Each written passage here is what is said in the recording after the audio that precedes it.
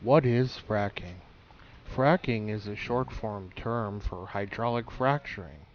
It is the process of drilling and injecting fluid deep within the earth at high pressure in order to fracture and partially break up the shale to release both natural gas and oil from inside.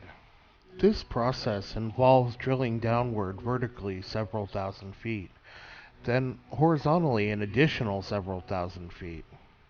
At this point, a metal sleeve or casing is inserted into the drill hole. Concrete is then pumped into the gap between the metal casing and the walls of the drill hole. After the drill hole has been prepared in this manner, the drill bit is then removed and a special tool called a puncturing gun is run down the shaft. The puncturing gun shoots small explosive charges into the shale, leaving small cracks in the rock layer and helping the expansion process. Fracking fluids are then pumped in, causing fractures to be amplified thousands of times, allowing for natural gas and oil to escape from the shale. After this process, the gas, oil, and recoverable fracking fluids are pumped out. As you can see here, the puncture gun sets off its charge, creating cracks inside the slate. The trucks then pump the fluid down deep into the shaft, so it could extrude the natural gas from the rock.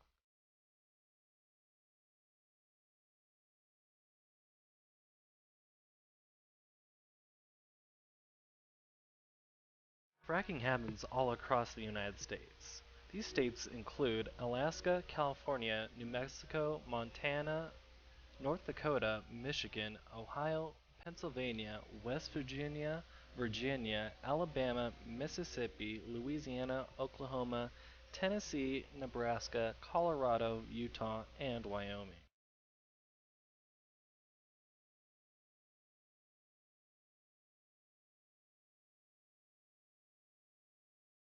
Fracking affects our modern human life in a number of ways. While generally positive, there can be some drawbacks. Of course, the main purpose of fracking is to access both oil and natural gas that are trapped below the surface of our planet. This is the upside of the coin. The release of oil and natural gas allows these fuels to be converted to energy that run our modern world. Leaving aside the burning of fossil fuels that are recovered in the process, there are a number of other issues plaguing fracking. For instance, the fracking fluid contains up to 600 chemicals. Highlights include lead, uranium, mercury, radium, and methanol. This is itself not a problem if the fluid were completely recaptured. However, it's not. Often only 10 to 50% is recovered, meaning that the remainder is deposited into the earth. These chemicals combine with methane, released during the fracking process, can then make their way into the local water table.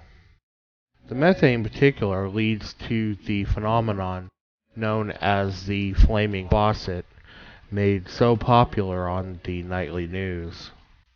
In this video segment, it depicts two men holding up a lighter, slightly turning on the faucet, and flame arising from outside of the faucet with water dripping out.